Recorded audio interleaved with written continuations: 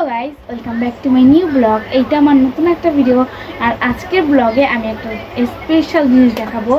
কদিন আগে তোমরা দেখেছিলে আমি গিয়েছিলাম ঘোড়ার পাড়। তো ঘোড়ার পাড় থেকে আমি কিছু জিনিস এনেছি, মানে ওইখানে যে আমরা ক্লাস করেছি ওইখানে থেকে কিছু একটা দিয়েছে। তো চলো তোমাদের দেখানো যাক ওইখানে কি দিয়েছে।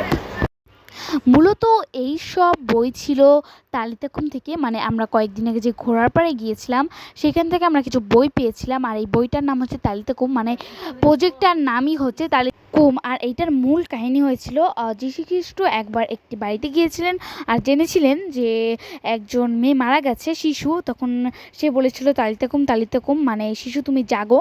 তারপর সে জেগে উঠেছিল।